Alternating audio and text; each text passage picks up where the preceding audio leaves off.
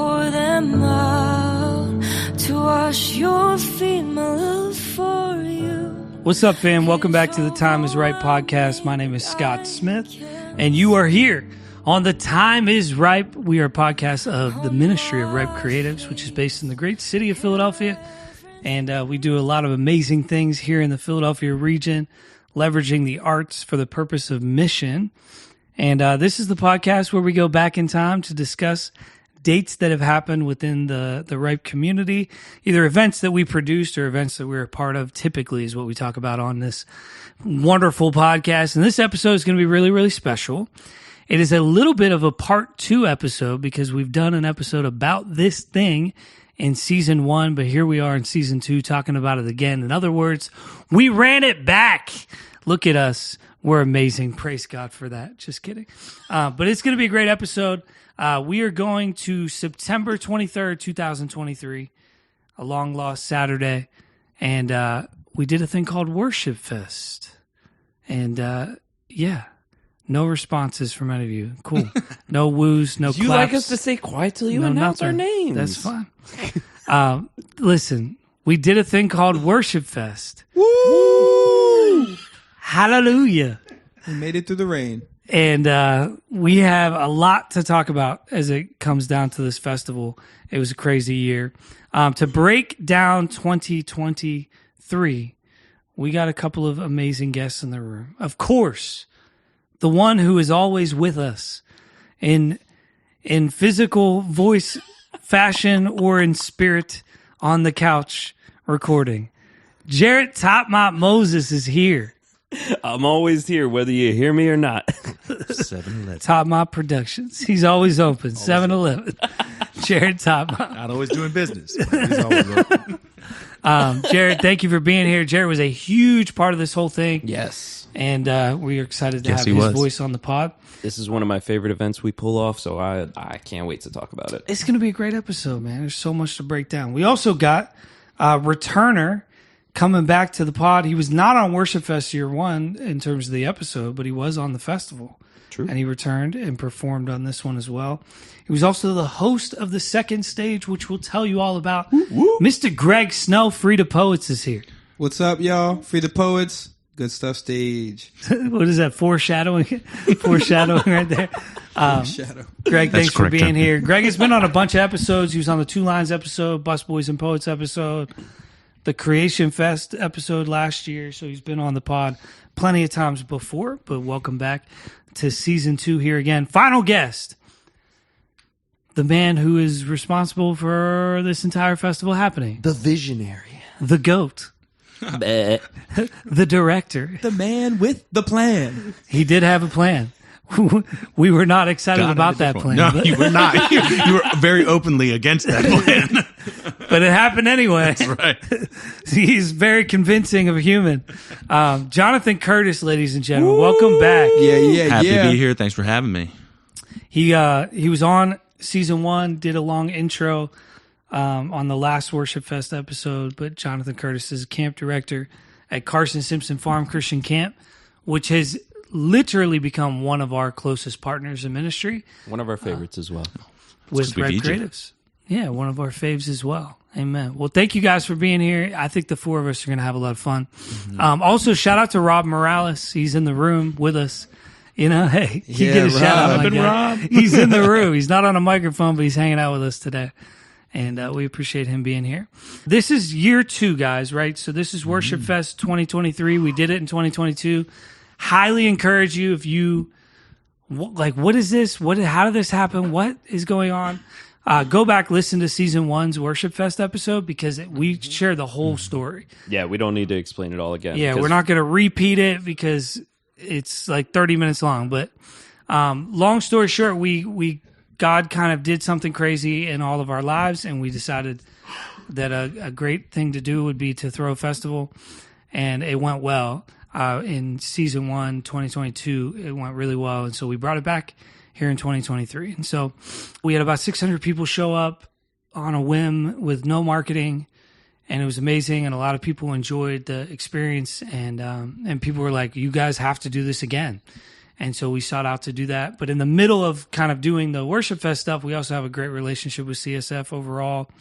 We're on site probably, half dozen times a year at least, doing either family nights there, doing our retreat there. We also come out and perform for kids at the camp for chapels and Peace Week ministry nights. So a lot of different overlaps. And then the festival is really just a culmination of the relationship. And so if you want more information, though, go back to season 1 and check it out. Jonathan, I would love for you to start today's episode just sharing, like, coming out of year 1, why did you know that we needed to try to do this again? I think a lot of that came as a result of debriefing. I think we met as call it a leadership team or executive team, whatever, and just kind of walk through the whole event and just walk through the onus that had then kind of been placed upon us by the Lord of just like, okay, this was successful. You got to do it again. You can't, it shouldn't be a one-off. Let's take it and run with it. And then debriefing with other teams as well, it was kind of the same. It was reinforced of, hey, this should happen again. This is a great opportunity to serve the community as a whole. I think if you're asking about what feeling I had, it was a lot of excitement and straight up fear because we didn't think the grant was coming back. We hadn't heard any news about this grant coming back that we had received the first time to be able to cover the expenses of it. And in camping and ministry, you're always trying to be as frugal as possible and balance out that and be good stewards of your funds. So and we know we called in a lot of favors year 1, and we wanted to make sure we honored people appropriately in year 2. So all of that kind of just piled on to that fear of, Lord, how are we going to make this happen? And bumping up the date, everything. I mean, I think it all just culminated in, okay, Lord, we need to trust you on this, that you want to see this happen. And that's just what we did, I think, riding into year 2. Yeah, that's so good, man. Yeah, definitely. These are not things that you want to do in your own strength. I can tell you that much. Trying to put on major level stuff and just like power through it and, grunt your way through it. Like you really want the favor of the Lord on the thing. And I think all of us were very much like there was a fear and trepidation of if we do this again, like God's got to be in it. And so let's make sure we're making the wise decision there. Thank you for your leadership, Mr. Visionary, getting us moving in that direction. I remember in our debrief, one of the things that you shared was that, like, you felt like, man, there was a lot of Philly people that came and stayed. Yeah. And that was a little bit of a surprise, I think, to you guys at first. Like that Philly came out to the suburbs, the Hatboro. We didn't assume that would happen. Figured we would mostly reach the Hatboro region. Right. And so one of the things you brought up was like, hey, how do we involve Philly churches a little bit more? So do you just want to share like any of that stuff from your perspective? There was definitely that misconception of feeling like, okay, the local churches are going to be the ones that come out and stay the most because of proximity. But I think the reality was that proximity can kind of be a double-edged sword of, yes, they're close, but also it's easy to go home, right? And it was a warm day, right? And their people had performed, and it was easy for them to check out. And I think it's with the city having a little bit more distance, it incentivized the idea of staying and having a good time. And then I think there was an aspect of ownership that you and I, Scott, had with some humility of saying, hey, we need to be more indicative of who we are as missions, right? That Carson Simpson's ministry primarily is to the city of Philadelphia. That's, and how do we represent that well in a thing like WorshipFest, not just at camp? Let's do it in all that we do. And we had to honor the fact of, hey, we need to be more representative of all cultures and all peoples, right? And then how do we intentionally build that into the structure in what WorshipFest 2 is going to be. So you and I had some tough conversations and prayer over that, right? To make sure that we were just honoring all people, which was the goal, right? Mm-hmm. So as people who live in the city, like it's the water we swim in. So we think about culture, race, representation, reconciliation as a motif, like consistently, right? Because you're swimming through that water every day. It's who your neighbors are, it's your fellow church members are, it's who your coworkers are, it's who you do life with, who you go to the grocery store and see, right? Or people from different backgrounds. So just like when you're out of that, like you're not living in the midst of that like super overly diverse environment, I think it'd be easy to miss that. Yeah. As like, hey, this is something we got to like figure out and Right. and factor in. Like we would never put a show together in Germantown with a bunch of people that look like me, right? Right.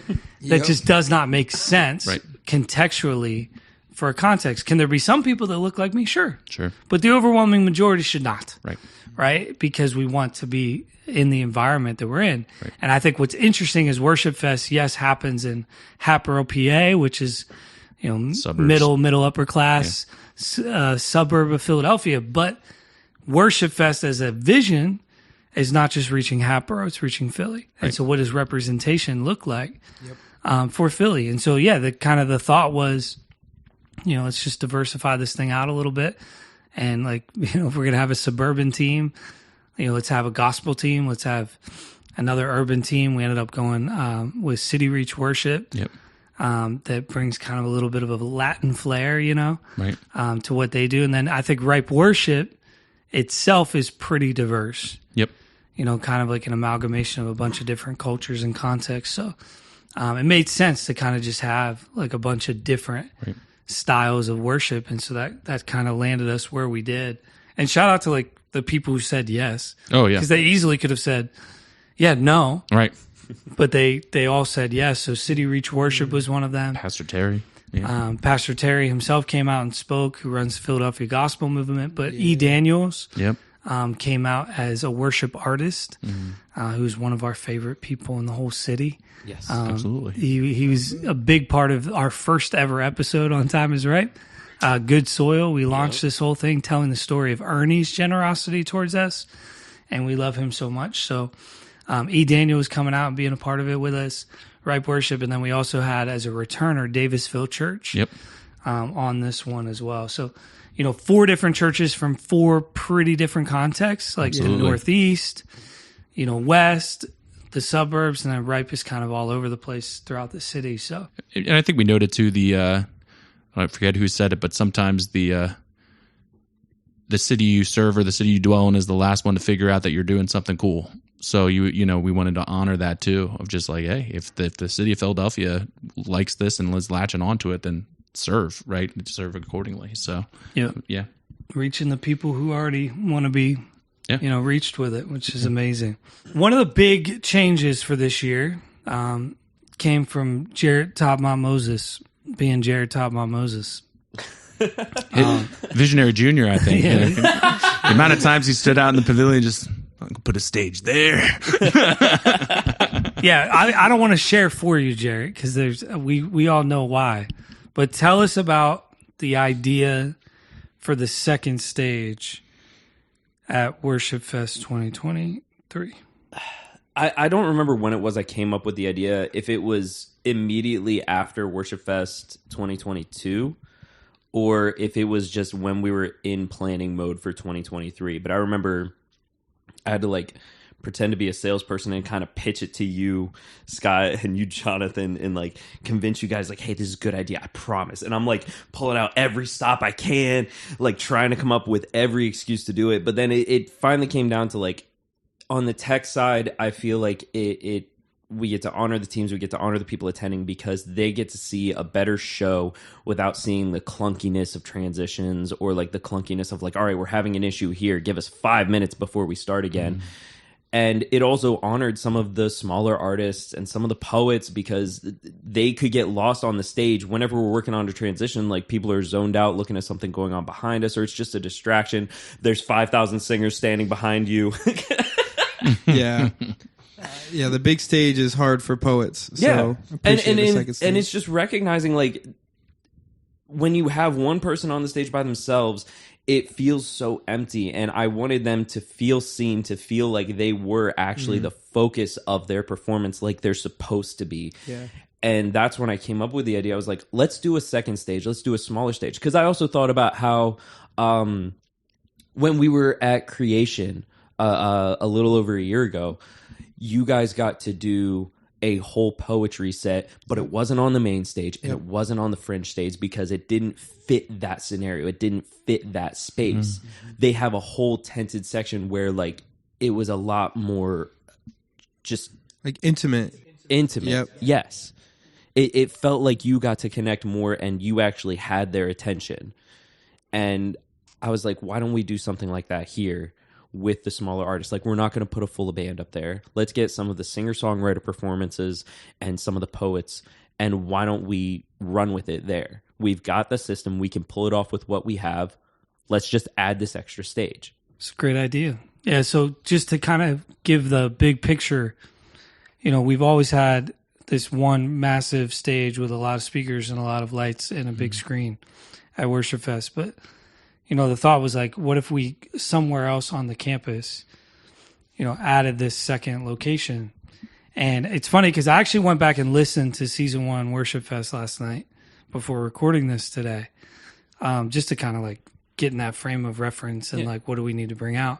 And we teased and laughed on season 1 WorshipFest episode about how fast the transitions were. Yeah. Like that they were 5 and 10 minutes, 10 minutes for a full band flip. It was pretty crazy. And making it 10 minutes by including a poet in that 10. Like when you look back on that, and that's what we did, versus creating a second stage that gave us like 30-minute windows. I think it was even like 35 on main stage for a band to get off, for the new band to come on, for everybody to line check, sound check, and kind of get comfortable while another stage was happening. Right. It was kind of genius, guys. Yeah. Yeah. I think out of anything that happened, one of my biggest takeaways of 2024 was like that second stage thing really worked. It did. It created natural flow for the day for participants that were there, just concert goers, to travel, to be to the food trucks, to look at the different tables and ministries that we support. You know, it just gave...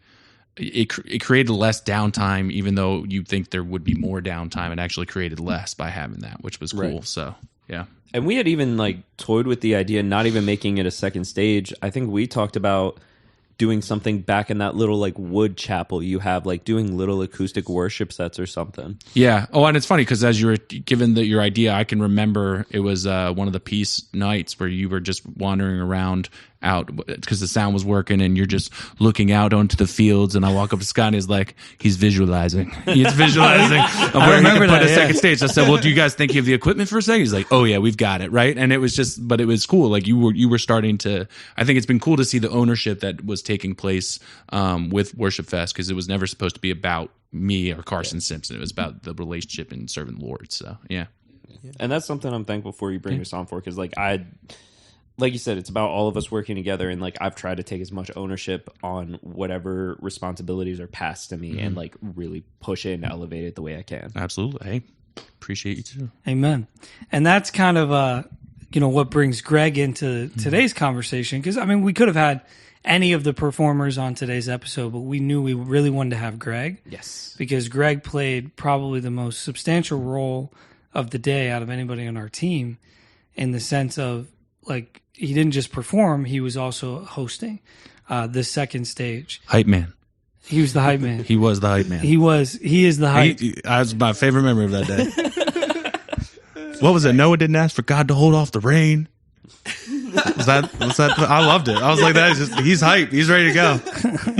Yeah. Sounds like Greg. We'll get to that. Sorry, I'm blowing up your spot. Yeah. No, you're good. Yeah, I think before we get into like what actually happened on the stage, because we're going to do that next, you know, I don't want to do that overall with the whole lineup. Just like, what was your initial feeling like getting like told about the second stage, this opportunity to host? Like, how did you feel about that? He thought it was a lot bigger of a stage, first of all. That is true. That is true. I know. I remember I was in my car and I get the call of like, hey, we want to do the second stage. Jarrett has this crazy idea. We think it's really going to work, and we want you to host it. And I'm like, oh, wow. Like, I just felt very honored. You know, I host an event of my own every month, and I've really enjoyed, and I do some weddings and stuff, and I've really enjoyed hosting as just another act of my creativity that God has gifted me. And so just getting to do that with my friends with Ripe and with Carson Simpson was just awesome. And then it being about poets and singer-songwriters, people that I, friends of mine and people that I care about, and poetry is something that I just care about so much. It was just really a cool kind of like collaboration of all the things that I love, and so it just kind of gave me like, yeah, I'm going to do whatever I can to make this the best thing ever, you know. You did great, Greg. You did great. Greg, Agreed. We had like an ongoing joke between the two stages, like which one was better, and Greg won. And honestly, we won. Yeah, we definitely won. We're taking our championship belt and we're walking out. Good stuff stage. Good stuff versus Metro Philly stage. That's right. Way to go, Greg Snow. So let's get into the actual lineup, guys, because we've been spending a lot of time talking about, you know, some of the changes that we had. We already talked about the worship team lineup changes with CityReach and E. Daniels. Amazing people. But the rest of the lineup was basically ripe. Yeah. Which is super humbling to like say that everybody on this flyer with 25 names, right, is a part of our community now. Is like, what the heck? Cool. How did this happen? The main stage artists, I think we had 5 of them, whereas Abel, Demir, Rick Harmony, Wildfire, and Rashid St. Fleur. And then DJ Angie DJ'd, and then I got to host the main stage. And all of our people were running around like crazy. Rosie was painting. It's a whole team effort. And then on the side stage, you had the poet, singer, songwriter combos of Sergine and Antai. It was going to be Liv, but Liv got COVID. And On stepped in last minute, which was beautiful for On. And we can talk about that later. But Antai and Sergine, and then we had AVG and Eves. And then Greg closed out with Leah Wren. And so all of those people are part of our community. They're all artists or poets, spoken word artists or singer-songwriters or hip-hop artists in our community. And that was the lineup of the full festival, plus Ripe Worship, plus these 3 other churches. And so that is a heck of a crew. It was a full day. Looking back, I don't know how we fit that many people on one stage in one day last time. Yeah, I don't know what we're doing. and we were on time. That was the craziest part. We were not a minute late. I was going to say, didn't we end early? We ended, if anything, early, yes. Last year, yeah. Yeah, last year, which was not crazy. This year. No, not this year. I don't know what you mean. God has no time. I don't know what you're talking about. It was only a little dark. It's a full team effort. And honestly, like, I think this event has been, for the last 2 years, our biggest all-ripe investment. Yeah. Like, we do a lot of events with 1 or 2 or 3 or 4 artists, like, around the region, but not a whole lot where it's, like, our whole team trying to fit everybody in on a stage somewhere, you know. So this is a pretty big undertaking. It was kind of a really, really cool thing. Now, leading up to the festival, we were right around about 1,000 pre-registrations. Yeah. Which is wild. Yeah, we broke 1,000 by the day of pre-registrations, and it was wild considering, and we'll get to the weather, I'm sure, of what the weather was predicting, and we brought in, 500 to 600 people registering while that prediction was already out in the universe. So that was crazy to just see the commitment from the community, for sure. The last thing I'll just say from the preparation standpoint before we talk about the weather, because that is a big part of this whole story, is just, you know, we had a full year to plan. Yeah. Versus year 1, we had 7 months. Right. And so it felt a little less chaotic. Yeah. And when you do it once, you kind of have like a better idea. So I just remember coming into this year, we felt a lot better, you know. And now, granted, the challenges that we had on the day of were insurmountable challenges, right? That, like, it's a very different episode this year. But going into that, I feel like we felt very, like, we know what we're doing. Like, this is going to be great. All the changes we made set us up, I think, to have a more successful day. Yeah. And I felt more it felt very spirit-led again, where we had donors coming in where we, by the day of, we had 50% of total cost support raised with Karen University, Eastern University, Metro Ministry Incorporated, Good Stuff Thrift, you know, a lot of different, some private donor families, you know, and just gift giving so that we could do this from a financial standpoint was huge, right? So I felt, you know, Holy Spirit's with us on this one. Yeah, God always has been providing for this thing. Like, and crazy. That's been the being open-handed about it. You're like, God, if you don't want this to happen, just shut it down. Yeah. Like, we're cool, right? Like, There's nothing in us that's like pushing to do this. It's we feel like you're calling us to do this. Can you help us walk in obedience in it? Mm-hmm. And he's just made it clear, like that we needed to do it the last couple of years. So here we are. Yep. Now, the big elephant in the room was September 23rd, 2023. Happened to be in the middle of a hurricane. Tropical storm. Tropical storm. It got downgraded. It got more people downgraded. through. It was a hurricane that was downgraded to a tropical storm. Off the coast of North Carolina the day before, rapidly moving to the north. And when I tell you the forecast for the week leading up to the festival was the funniest thing ever to watch. Jonathan was like, we're just going to do it. Yeah. I was like, dude, what are we doing? Oh, my goodness. But it was absolutely reckless. Great weather situation. And it's weird because looking back on year one from season one, it was mid-October and it was 70 degrees and hot. You got sunburned. I got sunburned. It was that nice It outside. was gorgeous. This was the polar opposite pendulum swing. Oh, yeah. From a year ago. The weather could not have been worse. And just the nutshell of this past fall, every single weekend was raining. Yeah. I mean, it was crazy. It was just it's probably the wettest fall I can remember in a long time. So it was just crazy to see how that happened. But yeah, it was a tropical storm. With that tropical storm, Jarrett, talk to us about like just the tech side of like why that's so absurdly difficult. Well, water and electricity don't mix, and that's really the gist of it. Short to the point. I like it. It was just a lot of worrying about exposed wiring, keeping everything covered, keeping everything safe, whether it was our personal equipment, whether it was borrowed equipment, rented equipment. Like, we want to take care of everyone's stuff because, I mean, we don't want to have to pay to replace it at some point. But I remember beginning of the day, I walk out and Jonathan's like, yeah, just chill on the stage. I'll get some stuff and you can help me put the carpets down. I was like, okay. So I sit down on the stage and I think I'm far enough back that I'm not getting any rain. And then he comes over with the carpet. I get up, turn around, and there's a silhouette of a wet spot outlining where I was sitting. Like 15 feet back from the edge of the covering. Yeah, this was not a light sprinkle, guys. No. We were getting... It was a monsoon. It was a monsoon. We were getting slammed. What?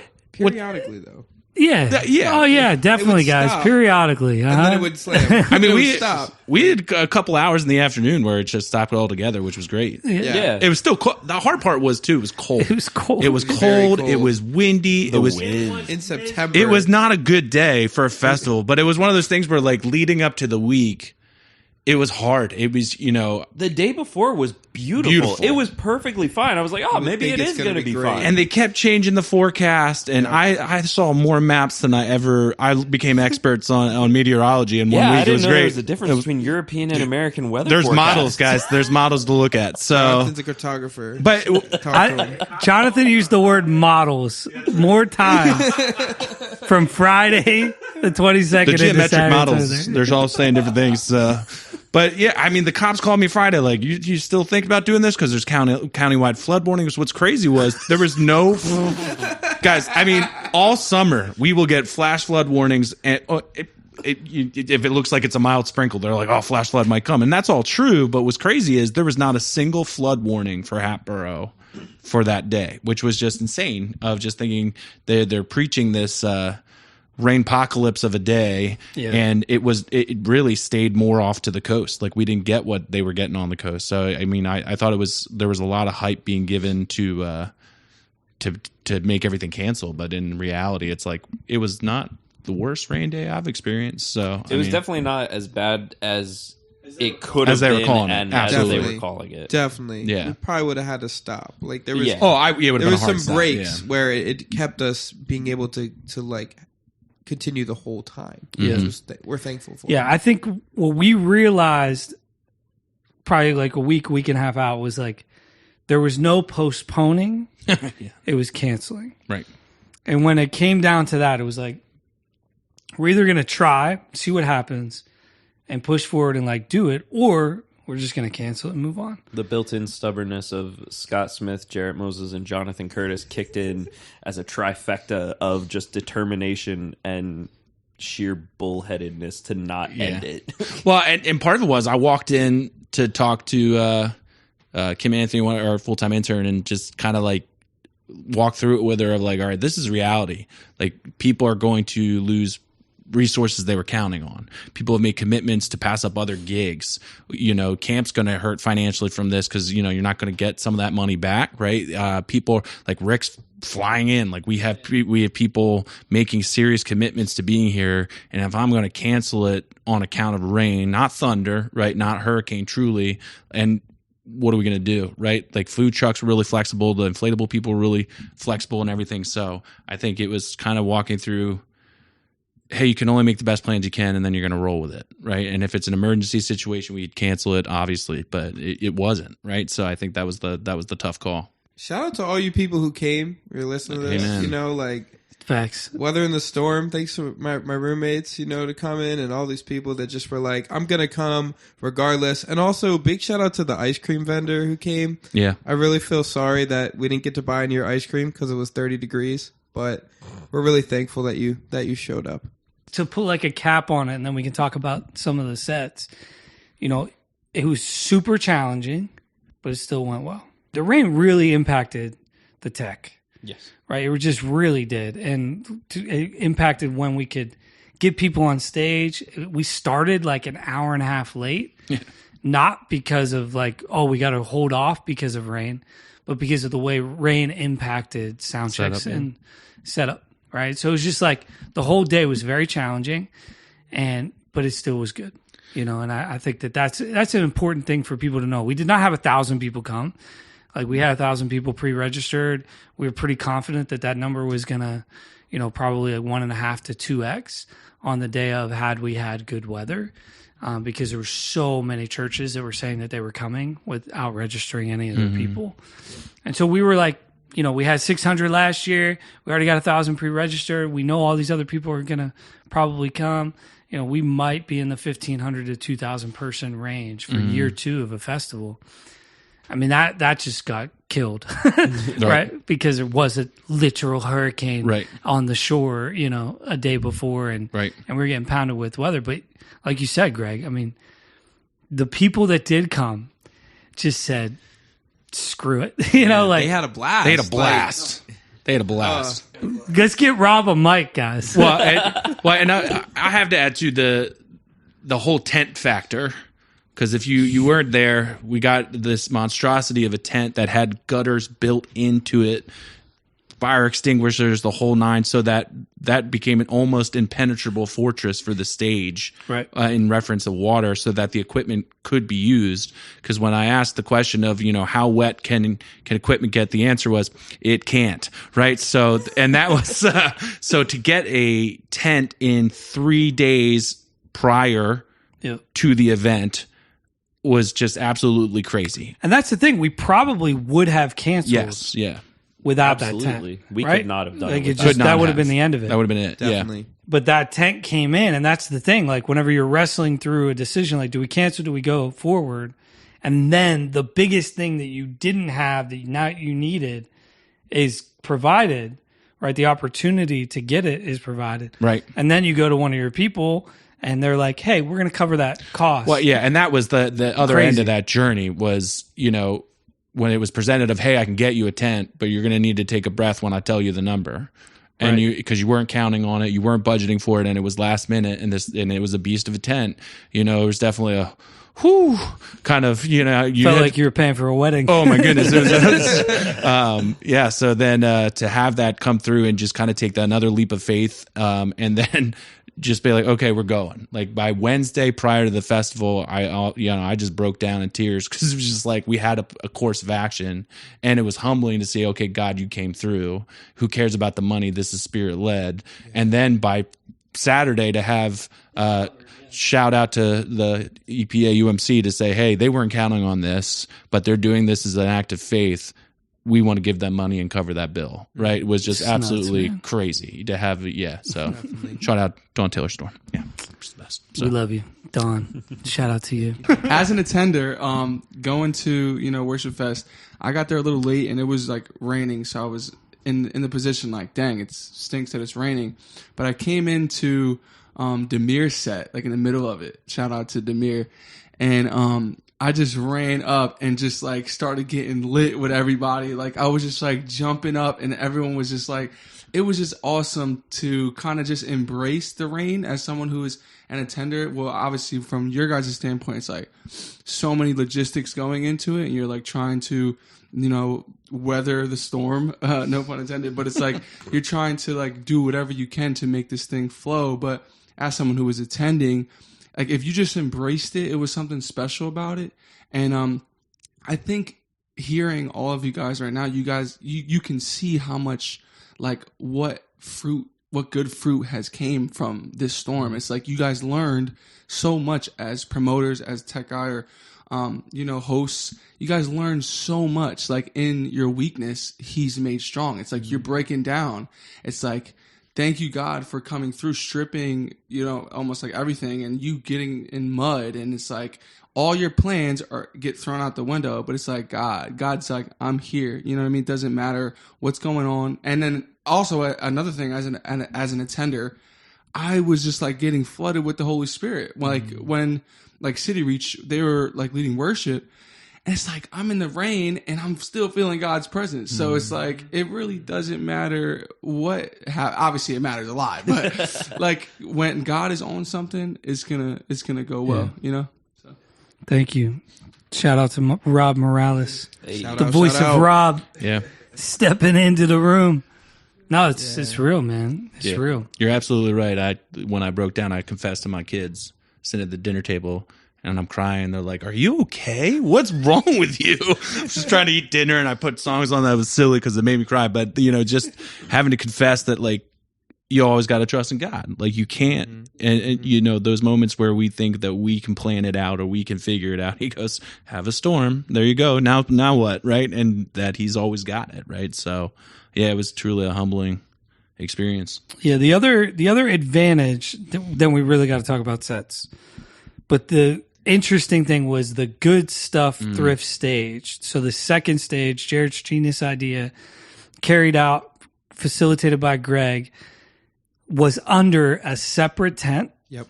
Basically sitting somewhere on the camp for a while and then got moved up and we're like, oh, we'll use this to store gear under. Well, when it rained, we like, oh, okay, monsoon's coming. We're still doing the festival. Great. How do we, why don't we use this tent for the second stage and put the stage actually under the tent so that if it rains, it might actually drive people up to the second stage, right? Because people want to get out of the rain. Yep. And it's crazy to say this, but I think it actually ended up benefiting the good stuff thrift stage. No, definitely. I was thinking that, like, I joked earlier that we beat the Metro stage because we did, but it was still a joke. That the rain really was our handicap. The rain really helped us. Like when they told me that you're going to get this little stage and you're just going to be standing up here, and people are going to be eating food, and you're just going to be performing. I was like, okay, I feel like I'm a street preacher. But then when we got the stage and we were under it, it just created this intimate moment that I think none of us were really expecting. And also, as we'll get into, like one of the first sets, the rain started coming as people had to walk up to the good stuff stage. So I think more people came under the tent. Yes, to see the performance, but also because they wanted to be dry. Yeah. That's something I was going to say. I feel like almost every time people migrated up there, it felt like the rain started picking up a little bit more, and it forced them up there. God's always got a plan. That was good. God brought it in. He's like pushing them up the hill. It's like, you want to stay wet or you want to get dry? Because Eves is up there and you're about to get blasted by the Holy Spirit. Good. Listen, we don't care how you got there. You were there. No, yeah. It was good stuff, honestly. Well done, Greg. All right, let's just work through the sets, guys. I know we opened main stage with Davisville. An hour late, yeah. An hour and a half late. Yes. They were phenomenal. They killed it. It's an hour and a half late. You would not know that from their team's perspective because of like the humility, the character, and the like, we get it. This isn't going the way you hoped, and just like like nobody was frustrated. I think that I felt that all day. Like we were frustrated as people were trying to run it successfully. Yeah. But in terms of like the acts, nobody was communicating, hey, this is I'm leaving. I'm frustrated. Like, you aren't, doing everything right. Like, I'm out. Yeah. Like, people were just like, kind of go with the flow, chill, relaxed. Like, it is what it is. Like, we're here. God's going to move. Yeah. Yeah. One of the testimonies they gave too is just like, when do we ever get to do this? Like, how often are we as a local church given the opportunity to come perform on a big stage where people from all over? So I think, it's that humility, I think, came through a lot, like, of what, they were just happy to be there, be able to support this, and the local community support Carson, Simpson, and Ripe. Actually, the head pastor's son-in-law, works for his family business, Hirschberg Mechanical. They were the ones that sponsored the inflatable, the Kid Zone, right? Him and his wife, yeah. So it was really cool that they were there, and just being able to see it all come to fruition, I think, was really cool for them. So yeah, very community they're fully focused. bought into the festival. Shout out to them as well, because like all our backlining, like actually being able to pull it off and having a way for the instruments to plug in, and even just having a drum kit there is thanks to them. Yep. Yeah. In-ears were them 2 years in a rack, row. the wireless in-ear rack, yeah. Yeah. Go ahead, Davisville. I know. Yeah. Gotta be generous. Bless God. After Davisville was Demir, which Rob already talked a little bit about. Yeah, it was lit in the rain, and it was raining hard. It was raining hard. But the crazy. dancing was awesome. The shots off that were crazy. Just going wild. Yeah. There's a lot of good photos from that on our Instagram if you want to check them out. But the I will say this, tech stuff was really challenging for Demir's set, like just in terms of sound and like the mixing and everything else, because of like the lack of checks and stuff, in light of the weather and rain. And credit to Demir for powering through. Yeah. Like, you would not have known from his perspective that anything wasn't going well. Definitely. Because he is like such a stinking professional performer when it comes to just going with the flow. And he was physically hurting, right? Like, he was sick. I forget what it was, but he was actually, he had a sinus infection or something with his throat or whatever.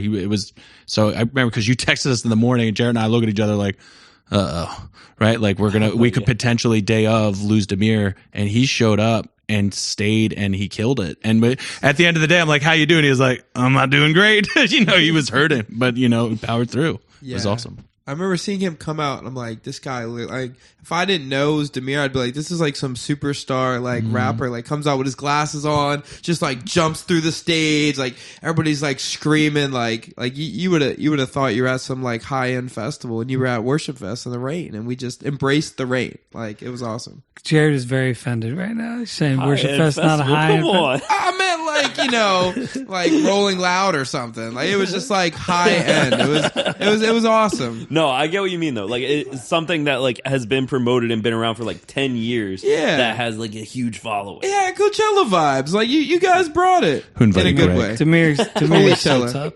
And Demir's band is just like disgusting, right? So, Yeah, and that's a big part of it. Like, whenever you're having a lot of these technical issues, and part of being able to push through that stuff is like, your band is just tight. You know what I mean? Like, we're just going to make this work. Yeah. And shout out to Demir's whole team. Whoever was going to be in that time slot was going to struggle because of all the challenges we had on tech, and the rain was really bad. Yeah. And I think Demir did the best. He did the best that anybody was going to do with those set of circumstances. So shout out to Demir, always killing it. Then we went up to the side stage after Demir for the first upper stage, Good Stuff Thrift stage with Greg. Greg, tell us about who was on that one. Yeah, so we had An and Sergine. An is a indie folk artist, and she just had this very, very smooth, almost soothing voice that I think really drew everybody in, and kind of helped people just kind of relax and enjoy the moment. And then Sergine comes and just hits you with this hard truth. And one of my favorite moments was watching, like, my roommates, Rob, who you heard from earlier, Jake, and Abel, one of our artist friends, just like really like connecting, just giving a lot of ums and ums and yeah, just like, and seeing every time they called in response to Sergine, like, she would just elevate her performance on that piece. And it was one of the best times I've seen her perform. Even in the rain and everything that was going on. It just was a very cohesive set. Yeah, and it was pouring at that point. Yeah. Like, it was absolutely pouring during and I think the power at one point flipped off because of the electrical stuff. Extra shout out to my guy, Gabe Woodside, Yes. who filled in. He was able to answer my call and came out and was able to handle the tech on Good Stuff stage while I was jumping back and forth managing the whole day. He filled in, and he's one of the few guys that I would trust to just leave at the stage, and I know it's going to sound good. So shout out to you, bro. He was awesome. Like, working with him all day was just a complete joy. And there was this other guy with him. He was like someone from Carson, Simpson, just like a volunteer kid. He was awesome too. Like, he was just always serving, always helpful, and it was just so glad to have him there. You're talking about Leighton, aren't you? Leighton, Yeah. yes. Thank you, Leighton. I hope you get to listen to this. I don't think you realized like what you really did on that stage, but just being available and helping, it really made the whole day that much better. Amen. Shout out to Leighton. Leighton is the son of Luke Billman. You can hear Leighton on our episode from last year from the Germantown event that we did with Germantown Block him Party. and his dad. It was a lot of fun. Yeah, he got impacted like by that event, and just wanted like, how can I serve? How can I be around this ripe thing more? Yeah. And so we were just kind of looking for a way to plug him in as a teenager. And shout out to him for helping out at WorshipFest. I just want to shout out the On thing too. Like I mentioned it before, but On was not slated. Her name was not on the flyer. Livia Weatherby's was. And, Liv is amazing, and we wanted her to be there a million times over. Yeah. And she got COVID, right? And like Mike was also kind of feeling under the weather. Mike ended up being able to make it and tested negative by the time, but Liv was like shot. She could not have performed or sang.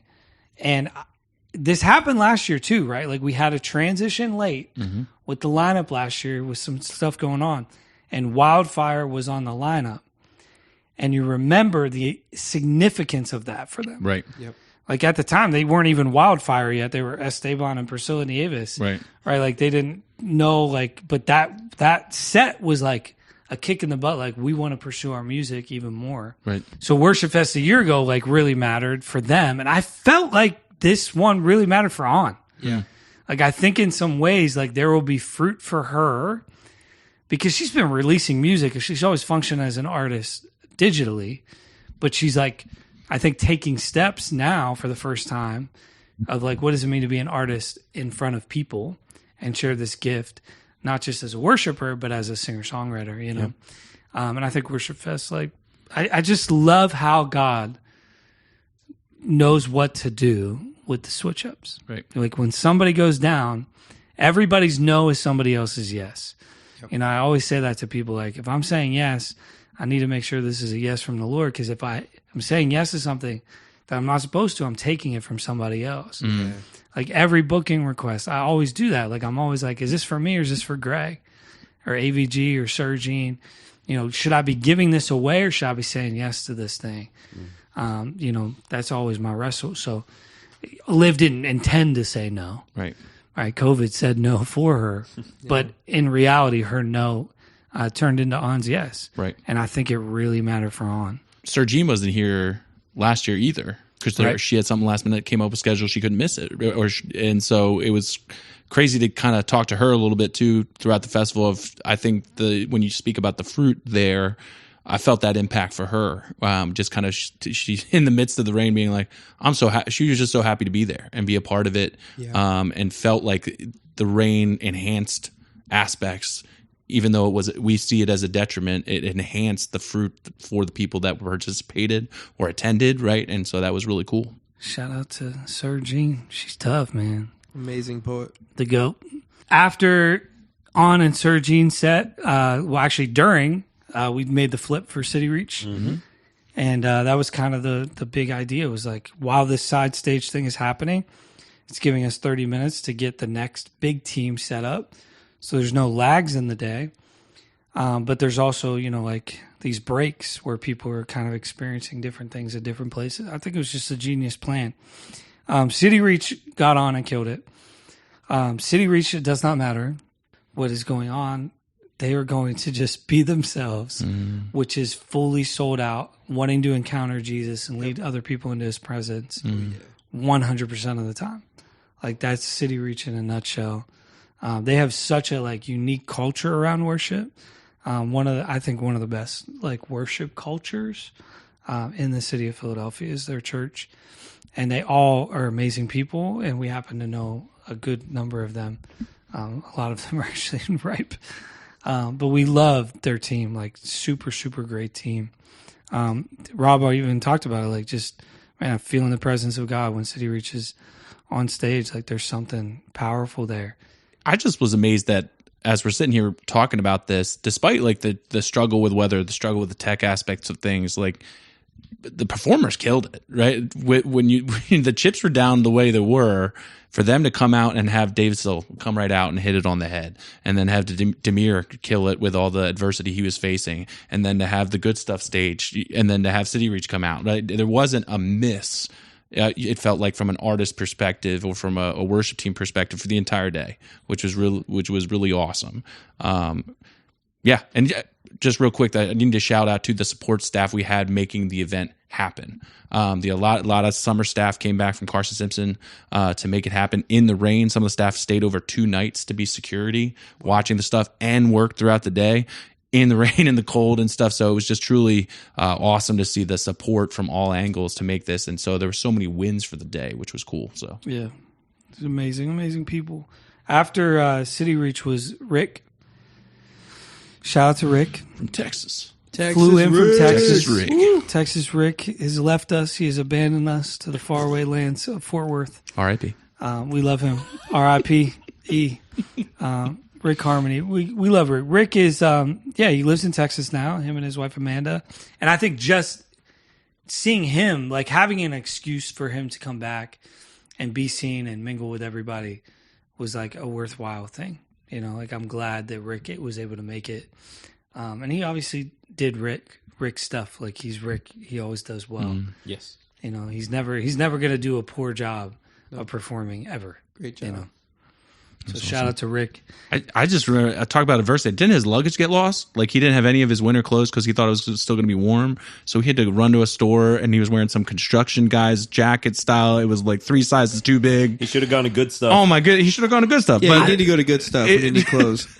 It was crazy. But I do remember him even earlier in the year Construction guys. just being like, I'll fly in. Like, it was never a question. He's like, I'm going to be there. Don't worry. I'll even come in for the Peace Ministry nights. I said, no, you won't. That's ridiculous. But like, but he did say, he's like, for WorshipFest, I'll absolutely be there. So yeah, it was a huge credit to him. He's literally wasn't flying for these like summer nights with like 15 kids up in the pavilion. I'm like, Rick, we're not flying you in, bro. Like, we're not. Like, just relax. But Rick is just sold out, and like he always does a great job with his performance, and his performance is never just about him, but about engaging the audience with the gospel and with what it means to, you know, really follow Jesus. Yeah. Yep.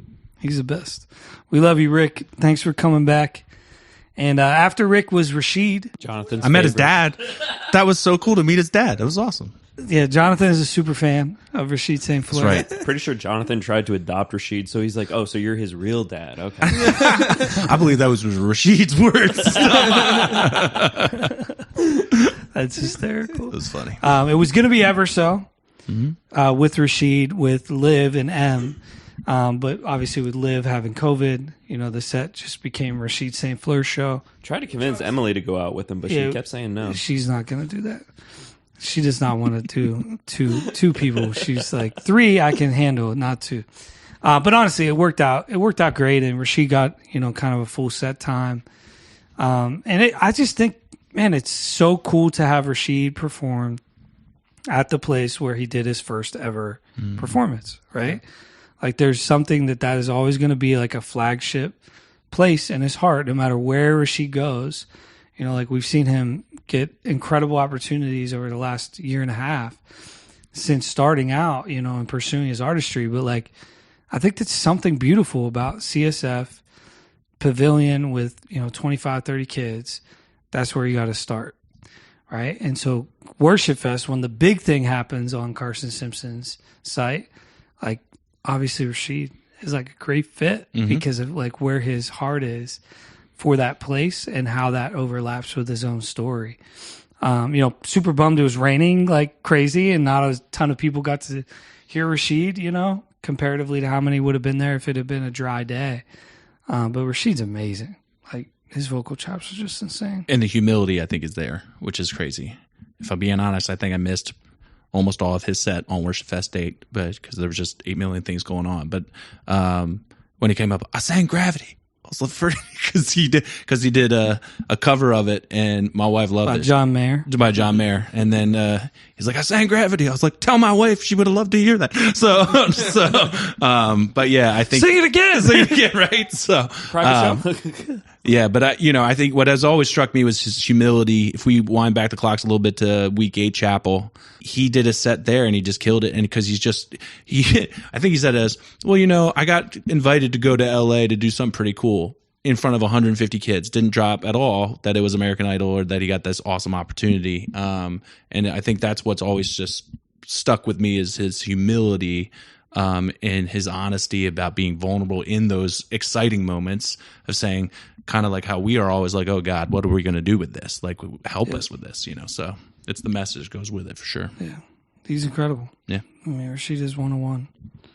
And I'm just excited for him, man. Like, it's just going to be such a cool thing to be like, we knew that guy back in the day when he was getting his start, because we know that the world is going to know about Rashid St. Fleur. If you don't already, use this podcast as your excuse. Shout out to Rashid. Mm-hmm. Then we went back up side stage with Greg. Once again, shout out to Good Stuff. We just love the Good Stuff thrift. But it was a great job. It was an awesome show. Up there we had AVG, the poet, the average poet. He writes mirrors, hoping people will see themselves. Yeah, he's always writing mirrors, and people are trying to look. But his stuff is just very thought provoking, very engaging, and is just looking to go deep, not just looking to entertain or get people to like him, but is always providing a deep performance that allows people to look inside themselves and really reflect. And then I think to couple that with Eve's just electric, fun performance of just very like exciting and vibrant, but also looking at some things too to think about, and looking at what does it look like to venture out on your own, and was doing stuff from her Wyoming project where she just went out to Wyoming and recorded a whole album, and just, to have faith like that, and then to be able to share that. And her now husband was there with her, and they performed together, and it was just really awesome to see this collaboration of artists and poets, and just giving the singer-songwriters and the poets time to shine together. And just like, I think not enough in society we do that, but putting these two different disciplines together just like really worked. Like, you have this thought-provoking, and then you have like to do it, even have used after, kind of just get you to be excited and to go with it. And it was just cool. It was a great time. Yeah. And Eve's, I think she's one of the most lyrical songwriters like you will ever find. Yeah. Like, just, you're like, oh my gosh, this is a well-written song if you just break it down. And then you have AVG, who's like as lyrical as a poet. Putting them together is just like, boom. Ooh, you're like, this works. And it is amazing. Like, we wrestle through all these decisions. When people go, who they go with. Yep. These connection points, and like thinking through all this stuff. And like, what would this mean with this person and this person? And you like just hope that it works out. And then it does. And you're just like, oh yeah, I can't imagine them doing it with anybody else. And it was so fun to have them in the middle, because it's like, you got through some of the muck of the morning, and now you're into the middle, and now it's just like, let's just, relax. I think some people had some food with them, and they're just like really taking in what they're saying, and for an artist and a poet, the number one thing you look for is just people to actually be listening to you, not just hearing you, not just going along with what you're saying, but actually knowing what you're saying and saying, hey, that applies to me, or that connects with me. And those are two artists that just know how to do that very well. Yep. And shout out to Eves, because Eves got married that week. Yeah. Monday after, right? Yeah. Which is Monday wild. after. So she was engaged on Saturday, playing a festival, and 2 days later got married. Boom. So yeah, and we were like, Eve, what are you doing? Just pull out of this thing, like we're not going to be offended, Right. She's like, no, we'll be there. I was like, what are you doing with your life? But shout out to Eves, for making that sacrifice and like even with life changing, getting married really fast, and praise God for that. Shout out to you. That's always my advice to young couples is like, lock it up, don't waste time. But yeah, like super proud of her for being a part of it. She's been a huge part of our community and such a valued asset. AVG obviously is in everything, and just working his way through. So like to find ways to highlight people that have made such a difference in our community, I think is really, really important. That was kind of like where I felt like we were plugging through the day, and things started to kind of speed up from there. Weather lightened up, which was nice. A little bit, yeah. So coming off of that, we went back to main stage. So again, during that, AVG Eve set, what is main stage happening? We were flipping to get ready for E. Daniels. So we came back to E. Daniels.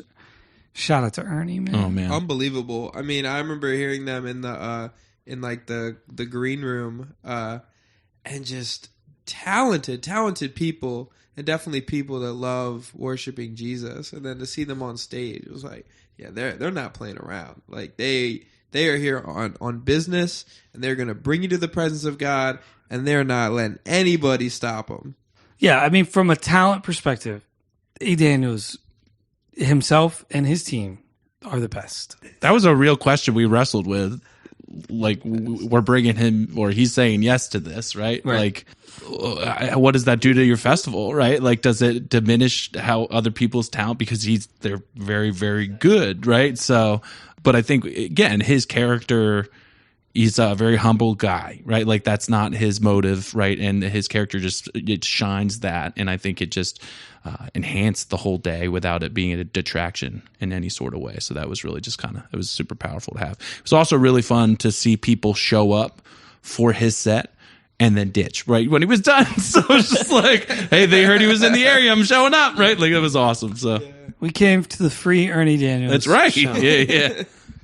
Yeah, I mean, he is literally fantastic, and has been for a long time.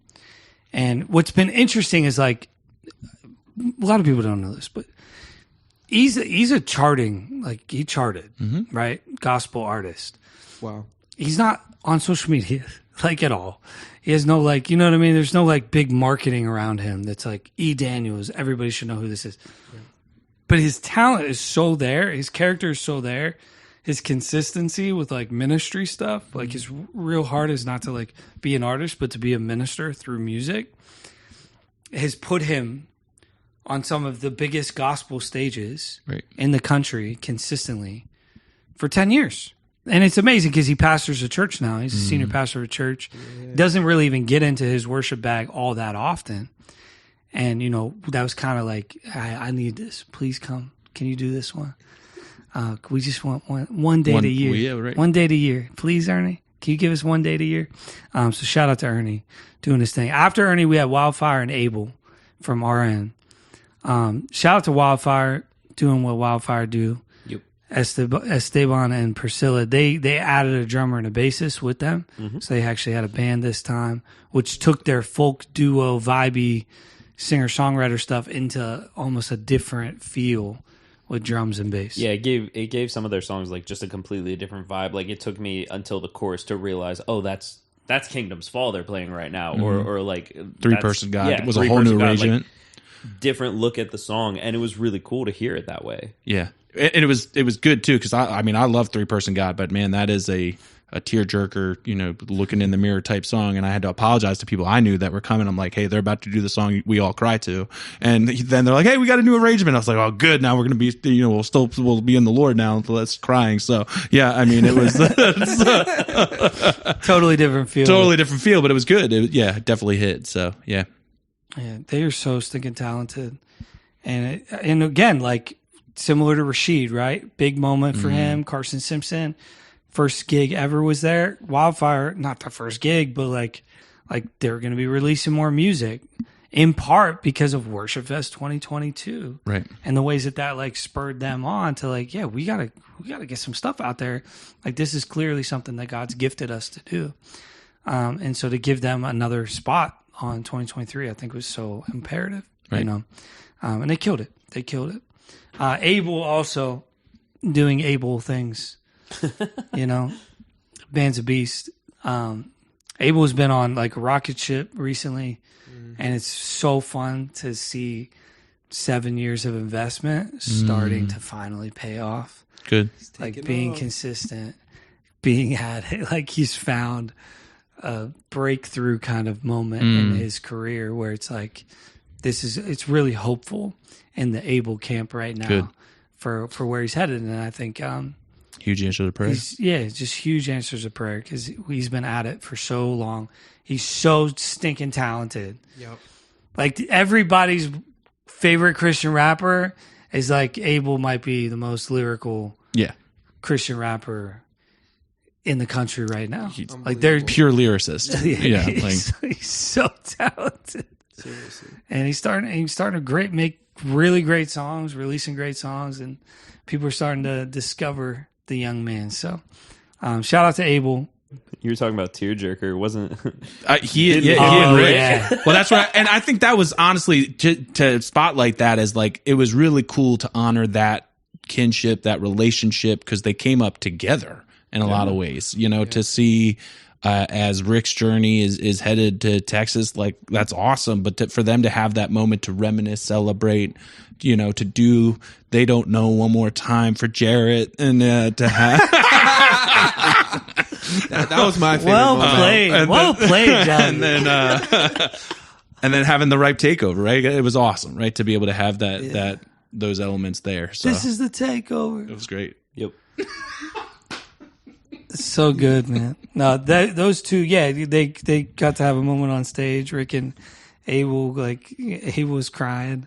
It's like I wouldn't be where I am without this man. Dude, David and Jonathan, powerful. man, it was really cool. Yeah, Right? it was Like, good. Yeah, you're right. I mean, that relationship has meant so much. And, you know, Rick was the first one with a studio in right? Like out of all the, like now we have like 7 studios represented in our community. But at the time, like when we started, Rick was the only one who had any of that stuff to create music, to get stuff out there. And Aaron wrote a lot of the songs, you know what I mean? Like recorded a lot of the songs in Rick's basement that are now floating around, kind of making their ways. Like those things happen on Gate Street, you know, in Roxborough, like in the Mance basement, recording those songs. So, I mean, it's just kind of nuts whenever you think about like the way that all that stuff is tethered together. And it was beautiful, like for them to have that moment on stage in front of, you know, all of the people covered in water, drenched by the rain. Oh, yeah. So Trench foot. shout out to them. Then we went back up to the main stage. Sorry, we're it's a Side long stage. episode. But The good stuff stage. That's how you feel. Well, shout out to the food truck for sticking around because they were ready to ditch, and I was just like, guys, they're coming one more time. And man, credit to everyone who stopped by the food truck because it was later in the day, and they're like, I'm hungry again. Everybody felt guilty. They were like, I'll buy more food. But it was great, you know. And then they left happy. They felt like their time was well spent, and so that was really awesome. Yeah. Yeah, so final upper stage, good stuff thrift stage near where the vendors were was not only was Greg hosting that part, but he was performing a joint set with Leah Wren. I had to talk about myself. But first, I'm gonna give shout outs to Marcus and Eli, who were accompanying on guitar with our combined set, and then Leah Wren just killing her songs and me with my poetry. It was just really fun. And also just shout out to Leah. She pushed me. It was probably like March or May, where she's like, hey, we need to start practicing for this. And everybody else was kind of like, oh, like, you know, WorshipFest coming up. We're getting ready. We know we got our stuff. She's like, no, like, we need to get a set together. Like, we need to work. And so, yeah, I mean, we practiced like 6 times preparing for WorshipFest. And that'd probably been the most that I've ever practiced over like a 6-month period getting ready for something this big. So it was just really exciting to prepare our sets together, not just say, hey, I'm going to do these, you're going to do that, and then we're just going to perform one after another. But we actually curate our sets. So I did a poem that connected to her song, and then we did a little bit of talking about wrestling with God, and then I did a poem that connected to her song, and I did a poem that connected to her song, and ended out the night. And it just kind of had this wrestling, struggling, and then praising God, and I felt like the audience was really connecting with us. And honestly, like, it's in terms of like moments, right? You think about, like, that was a big moment for me as someone who's getting ready to have longer sets, and just thinking about, oh, I actually can do this, and having my friend Leah Wren to do it with me was just really awesome. And I think it was really cool for her as well, that she would say just being able to be just a vocalist there and not worrying about playing guitar or playing piano, which she does a great job with, but actually getting to have guitarists with her and her just being able to focus on the song just made it overall like a really good moment for us. And even leading to other opportunities of us to do kind of offshoots of this set in other places. Yep. It's just really cool, like, to have a partner in crime, just be able to do this music and poetry with, and being able to reach people just with it. Yes, it was phenomenal. It was maybe the best set of the entire day. And that's not in a comparison kind of way, but it was that good that it stood out in a unique way because of what you guys did, because you made it one set. The intention, yeah, the attention to detail. And I'm gonna be honest, Greg. Like, we linked you guys up together mainly because we really wanted to honor Leah, like, to be later in the day as a singer-songwriter. And then we were like, well, Greg is hosting. So, like, rather than him have to perform and get, like, this performance thing, like, let's let him host, get comfortable, and then people are going to connect with his content more when he performs because he's been hosting all day. Right. Yeah. And I was like, okay, well, Greg and Leah, like, that should probably work. But there wasn't, like, a real, oh, that's definitely what it should be. Like, we weren't sure, but it was like Greg and Leah, hey, guy, girl, black, white, right? Like, there's some kingdom aspects of this that's just good and valuable to be a representation on stage. Praise God. Let's do Greg and Leah. And then immediately, you guys start working on creating something one of one that could not be replicated. And I was like, wow, God is so sovereign, because we just kind of like threw that together. Well, that's what we were hoping for, though, because we were hoping that like every poet and singer-songwriter would get to work together, but you guys were the only ones that actually did. Because originally it was supposed to be Sergi and Olivia. Well, that didn't get to happen. And then it was going to be AVG and Wildfire. That didn't happen. Mm-hmm. You guys are the only pairing that actually went through the entire plan from start to finish, and it just made sense.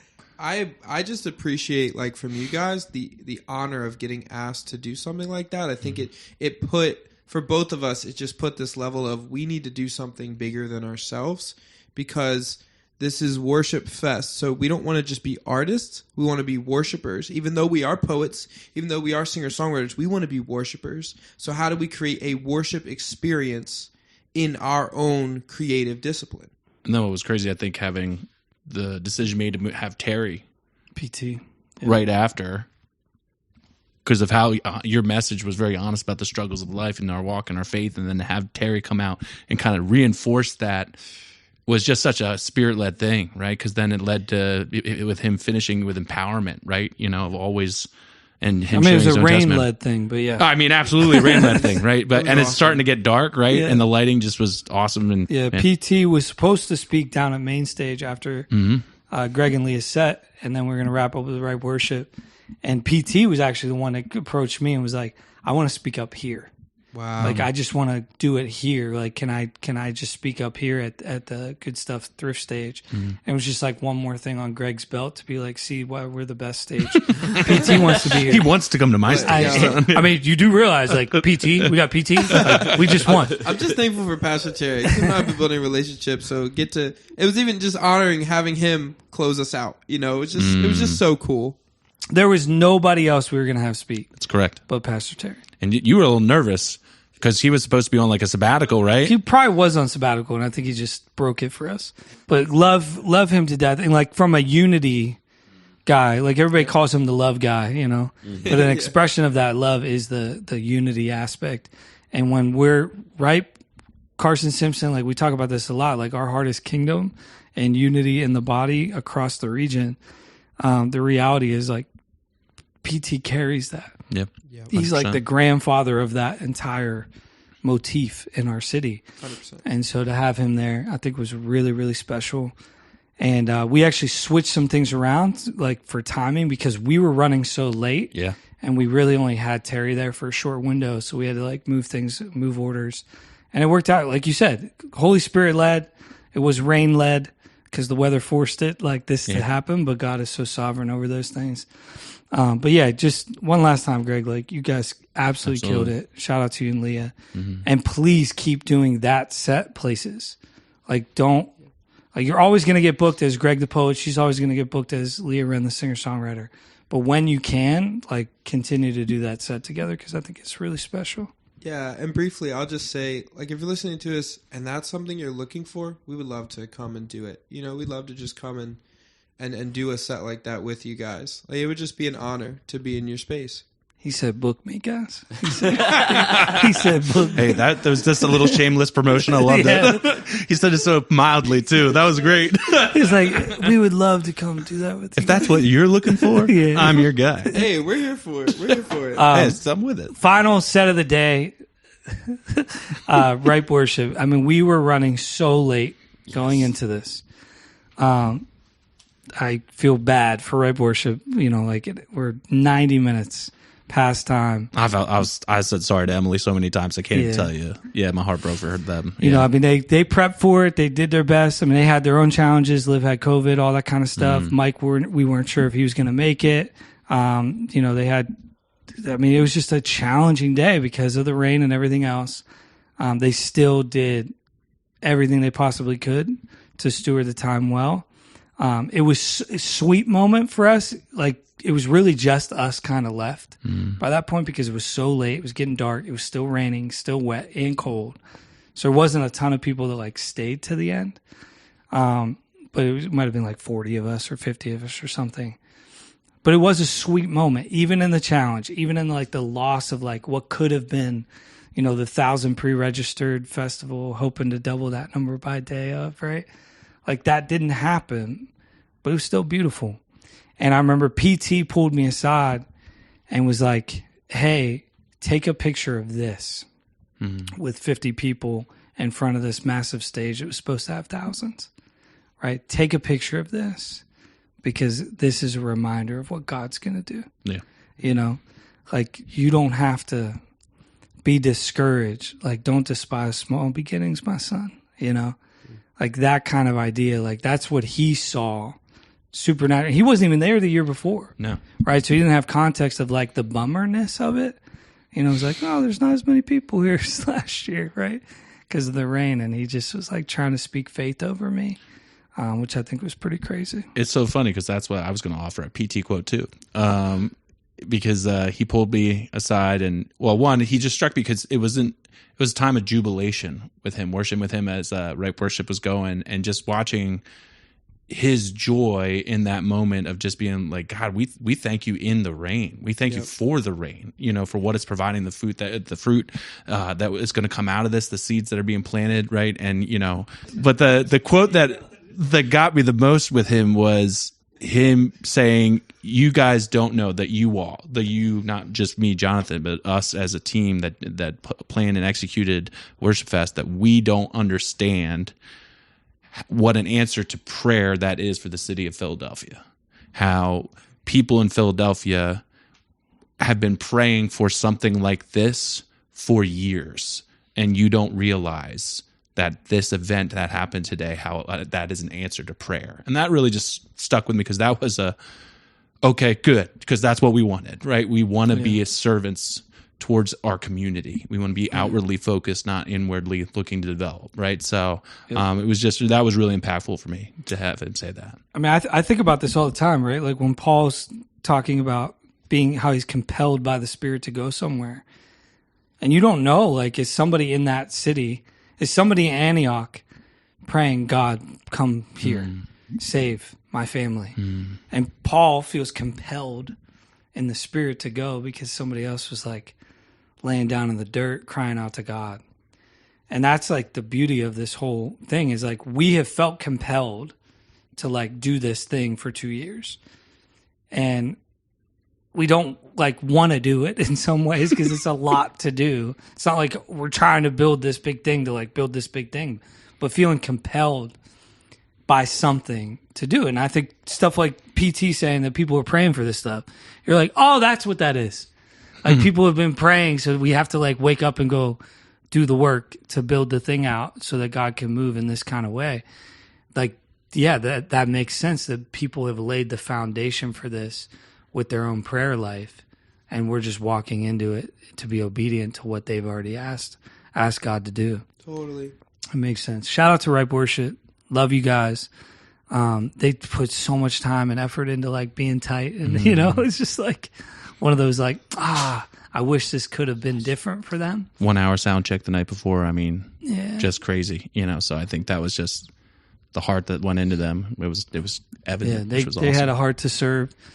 And I just want to name, you know, like there is some major stuff coming out of just doing September 23rd, 2023. Taking that leap of faith, yeah. Right? Yeah. Like you could have canceled it.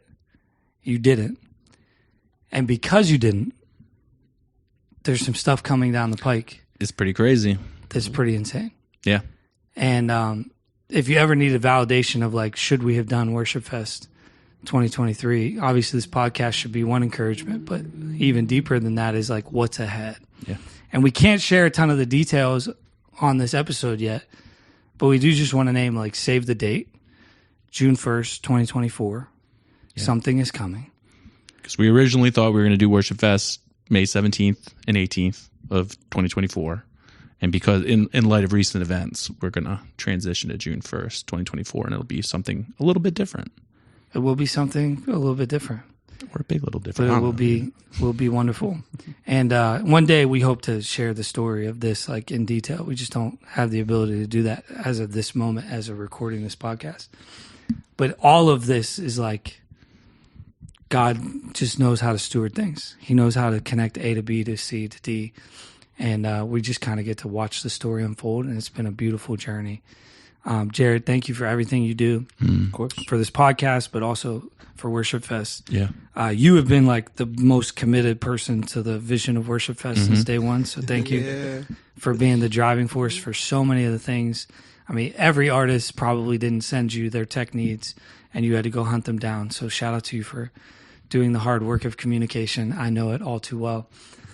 Greg, thank you for running Good Stuff Thrift, for being the host, the MC, being an amazing performer with Leah, but also just carrying like the right heart and joy. You know, I mean, you trolled a lot leading up to the festival because you're a troll. But the day of, a holy troll. All the texts the night before going back and forth. The day of, your attitude was like carried the culture, right? And I asked you to do that specifically. I was like, I need you to lead in this way, and you did, man. And like, I think a lot of us did not have the gripes or the frustrations or the challenges we would have had because of the way that you lead. So thank you for that. Yeah, and Jonathan, thank you for inviting us to be a part of this story with you guys. We love CSF. Make sure you connect with Carson Simpson Farm Christian Camp. You need a place to send your kids next year in 5 years because their waiting list is that long. Look it up. If you're looking for a summer job for a college student or young adult or somebody who works in education, look them up. And if you're an artist in the Ripe community, you'll probably be on stage at Carson Simpson. Got one of many dates this summer because we're there all the time. He ain't gonna say it himself, but thank you to Scott for being MC on main stage, one of the driving force, like organizing the whole thing. Me and Jonathan, and even just being the voice of reason when we have crazy ideas, trying to help us rein it in a little bit. Thank you so much. It's all needed. We always need someone like that around. Yeah, I want to say thank you for saying yes. Because 2 years ago you could have said, that's funny, no. So I did say no. Well, you didn't take no for an answer. I don't know what you mean. I just put it in literally writing. said no. Yeah. Well, but then you said the reason was resources, and then God gave them. So, I took the no away, I thought. So, no, but thank you for saying yes and having a heart for what we do there. I think it means a lot. Absolutely. It's been a great relationship. God is sovereign over all this stuff.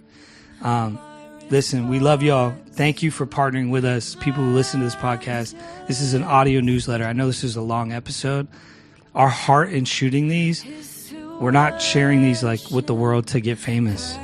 We're trying to share these with people who partner with us to say thank you for partnering with us, because this is where your resources go, right? Is to the work and to make an impact. And so this is like an audio newsletter. It's like a diary, a journal for us of making an altar to the Lord.